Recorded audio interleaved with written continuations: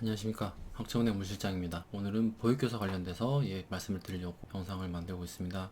보통 이 학점은행계에서 이 양대산맥이 있는데, 하나는 사회복지사고요, 하나는 바로 이 보육교사입니다. 이 보육교사에 관련된 거는 우선 크게 두 가지로 말씀드릴게요.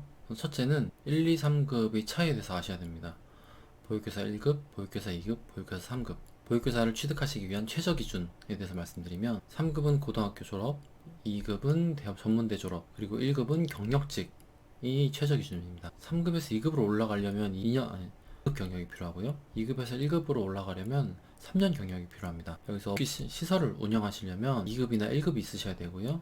취득 후에 2년 경력이 필요합니다. 3급은 운영은 안 되시고 이제 취업만 가능하세요. 옛날에는 2급과 1급만 있었는데, 2급은 고졸 이상의 수업만 들으면 취득하실 수 있었고, 1급의 경우에는 전문대졸 이상으로 취득 기준이 있었는데, 옛날에 비하면 많이 어려워졌죠. 그런데 학점은행으로 취득하시는 건 이렇게 3급 있는데도 불구하고 보통 2급입니다. 그러면 왜 3급은 안 하시냐? 난 교사만 할 건데 3급만 있으면 되는 거 아니냐? 라고 하실 수 있는데, 이게 좀 어이없지만 3급을 취득하시는 게 더 어려워요. 정확히는 해야 할 게 많은데요. 2급을 취득하시려면 전문대졸이신 경우에 17과목을 들으시면 됩니다. 그런데 3급을 취득하시려면 22과목을 들으셔야 돼요. 물론 이거는 전문대졸 이상인 경우입니다. 고졸자를 대상으로 비교를 해보면요, 3급을 취득하시려면 22과목이지만 2급을 취득하시려면 전문학사를 따셔야 되니까 27과목을 들으셔야 됩니다. 왜냐면 27과목 하면 3학점씩 해서 81학점이 되죠. 뭐 자격증이나 이런 걸 통해서 일반 학점 줄이시는 거는 이제 뭐 여러 가지 컴퓨터 활용 능력 자격증이라든가 소극방 안전관리사 같은 경우로 줄이실 수 있습니다. 전문학사를 따려면 27과목, 근데 3급을 따시려면 22과목이 필요하죠. 5과목 차이 납니다. 근데 5과목은 한 학기 정도예요. 3급에서 2급으로 올릴 때 필요한 게 2년 경력과 승급 교육입니다. 결국 승급 교육을 80시간 정도 받으셔야 되는데요. 이럴 거면 차라리 그냥 5과목을 더 들어서 학위도 받고 자격증도 받으면서 곧바로 2급 자격증을 취득하는 방법으로 가는 게 보통인 거죠. 굳이 3급을 취득할 필요가 없는 거예요. 왜냐면 2급의 경우에는 할 수 있는 것도 많아지는데, 3급에서는 할 수 있는 게 많이 제한이 되거든요. 한마디로 정리해보자면, 전문학사가 있으신 분은 굳이 2과목이나 들어서 3급을 딸 필요가 없죠.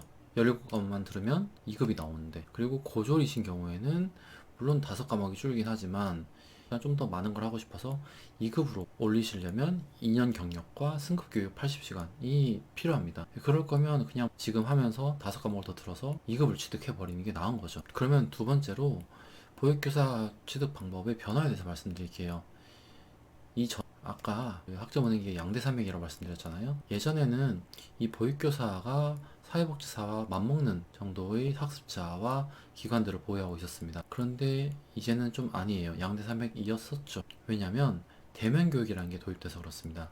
이게 도입된 배경이라고 한다면, 보육교사 관련된 사건 사고가 많이 생기면서 보육교사의 인성에 대한 논란이 계속되어 왔어요. 과연 이 사람이 보육교사로서의 자질이 있는가를 판단해야 될 필요가 있다. 그래서 도입된 게 대면 교육입니다. 이게 2017년 1월에 법령이 바뀌었어요. 대면 교육이 뭐냐면 출석을 해서 수업을 들어야 된다는 거예요. 그러니까 온라인이 아니라 정말 교수님과 대면을 해서 교육을 하라는 거죠. 정해져 있는 기준은 8시간 이상 출석을 해야 되고, 출석해서 보는 시험을 1회 이상 시행을 해야 됩니다. 보통 원격 교육기관들은 하루 나와서 8시간을 모두 진행하고, 그 사이에 시험을 쳐서 출석 시험과 출석 시간 기준을 둘 다 맞추죠. 그리고 실습 시간도 160시간에서 240시간으로 늘어났습니다. 이 대면 교육이 보육교사의 인성과 자질을 상승시킬 수 있는지는 잘 모르겠습니다만, 어쨌든 이 법안이 2018년 1월 1일까지 취득을 못하신 분들에게는 모두 적용이 되는 법이었어요. 그래서 36년 1학기부터 이 보육교사 과정의 인기가 매우 좋았어요. 왜냐면은 2016년 1학기 정도에 해야 이제 27과목 실수까지 포함해서요, 해서 다 진행하려면 보통 2년 정도의 시간이 필요했기 때문에, 전문학사 과정이니까요. 그래서 2016년 1학기에 시작을 하셔서 진행을 하시거나, 아니면은 전문학사 있으신 분들이 17과목 들으시는 방법으로 해서 2017년 1학기, 2학기 이렇게 진행하셔서 취득하시는 그런 플랜들이 많이 나왔었습니다. 그 이후에는 대면이라는 게 매우 불편하고 하다 보니 학습자 수나 이런 게 많이 줄었어요. 물론 저 없는 건 아닙니다. 사회복지사에 비해서 줄었다는 거죠. 아까 두 가지 말씀드린다고 했는데 하나 더 말씀드릴게요.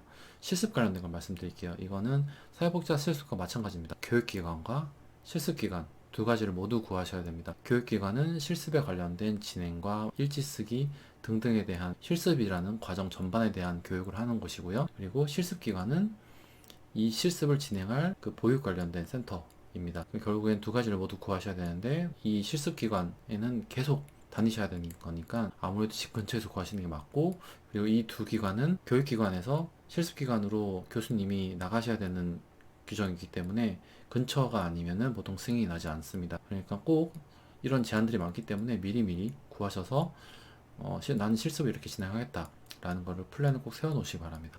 지금 보육교사를 진행하는 것은 아무래도 대면 교육까지 붙어 있기 때문에 전에는 온라인으로 원격 교육을 보통 진행했지만 지금은 알아봐야 될 게 더 많죠. 집 근처에 있는지도 알아봐야 되고, 만약 있다면은 어떻게 가는지, 내가 거기까지 가는데 어떤 대중교통이 있는지를 확인을 해봐야 됩니다. 이게 제가 대중교통이라고 말씀드린 이유는 이게 규정상 대면 교육을 진행하실 때는 지각을 하시면 안 돼요. 지각을 인정하지 않습니다. 이건 저희가 그 국평원 국가평생교육진흥원에 물어봐서 확인한 내용인데, 지각을 하면 안 되고요. 지각을 하는 분은 그냥 그대로 집에 돌아가시면 되고요. 그 수업은 이제 안 들으시게 되는 겁니다. 다시 처음부터 다시 들으셔야 돼요. 대면 교육은 늦으시면 안 돼요. 그래서 대중교통을 알아보시라고 하는 겁니다. 본인이 도착할 수 있는 시간에 정말 딱 맞출 수 있는 거. 대중교통이야말로 가장 필요한 부분이고, 뭐 가서 주차장을 찾느라 헤매다가 늦었다거나 이러면 안 되잖아요. 꼭 대중교통이 있는지 확인을 해보시기 바랍니다. 그리고 하나 더, 고졸자분께서 학위를 취득하시면서 진행할 때에는 꼭 유념하셔야 될 게 하나 있어요. 이게 27과목을 들으시게 되는데 여기에 필요한 기관이 두 개가 돼야 돼요. 정확히 뭐냐면 20과목까지는 한 교육원에서 들을 수가 있어요. 전문학사를 취득할 때는. 그리고 그래서 두 기관을 이용해서 진행을 하셔야 아동 전문학사를 취득할 수가 있습니다. 꼭 이 두 기관을 진행하셔야 되기 때문에 한 기관을 진행하시고 다음 기관을 옮길 때 가장 큰 문제가 과목이 겹치지 않는가를 확인하시는 겁니다. 왜냐면 뭐 이런 거 그쪽이 다 알아서 해주는 거 아니야? 뭐 알아서 해주겠지만 더 문제는 이 피해는 학습자가 고스란히 받게 돼요. 이게 뭐 어떤 피해든 간에 교육원에서 할 수 있는 거는 그렇게 많지가 않아요. 그렇기 때문에 이전에 들었던 과목을 혹시 새로운 기관에서 들으라고 하진 않는지 꼭 확인하셔야 됩니다. 이게 시스템적으로 그런 문제가 많이 발생할 수밖에 없는 게, 우선 과목 이름이 되게 비슷비슷해요. 그리고 두 기관은 사실 시스템적으로 연결되어 있지 않아요. 학기가 끝나고 나서 학생들의 성적을 국가평생교육진흥원에 보고를 하긴 합니다. 하지만 그 전까지 처음 학생들이 신청하고 수업을 진행할 때는 전혀 연결되어 있지 않아요. 그렇기 때문에 두 번째 교육원에서는 첫 번째 교육원과 이 학습자가 과목이 겹치는지 안 겹치는지 알아볼 수가 없어요, 서로. 그렇기 때문에 학습자님께서 꼭 마지막까지 확인을 다시 하셔서 혹시 과목이 겹쳐서 들지는 않는지 확인하셔야 됩니다. 꼭 유념하시고요. 그리고 교육원별로 가격 확인하는 팁을 말씀드릴게요. 이게 지금 대면도 있고 일반 과목도 있고 실습도 있고 하다 보니까 이게 좀 말이 많아요. 내가 이 교육원에서는 뭐 대면을 싸게 해주겠다. 저 교육원에서는 일반 과목을 싸게 해주겠다. 이렇게 얘기가 많은데 이건 결국에 중요한 게 아니에요. 여러분께서 알아보셔야 될 거는 그래서 총 얼마인가를 꼭 확인하셔야 됩니다. 뭐 광고 문구 같은 거 보고 따라가는 거는 나쁘지 않습니다. 근데 꼭 여러 군데 확인하셔서 그러니까 알겠고 총 그래서 얼마냐 이걸로 확인하세요. 뭐 이런 경우도 있습니다. 뭐 다 들으면 일반 과목 한 과목을 무료로 해주겠다. 이런 식으로 막 좀 섞어요. 결국에 뭘 해준다 하지만 그 해주는 가격을 딴 데서 뺀다거나 하는 게 있기 때문에 꼭 총 가격이 얼마인지 그냥 상담을 하신다고 하면, 그래서 전체 과목 진행하면 얼마입니까? 전체 과정 진행 비용을 알려주세요 라고 해서 그 비용을 적어서 비교를 하시면 좀 더 깔끔하게 비교할 수 있습니다. 뭐 한 과목 무료 이런 것보다는 그래서 얼마인지, 그래서 합쳐서 얼마인지를 꼭 확인하시기 바랍니다. 보육교사 2급 취득하려면 할 일도 많고 해야 될 것도 많습니다. 하지만 그만큼 우리 어린 아이들을 보육하는 일이잖아요. 그만큼 더 중요한 일이고 더 심혈을 기울여서 진행되어야 되는 과정이라고 생각합니다. 실습 시간도 사회복지사 160시간보다 훨씬 많은 240시간이죠.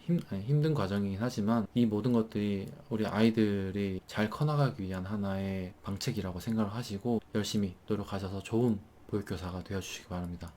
그러면 학점원의 부실장 여기서 인사드리겠습니다. 즐거운 수강 되십시오.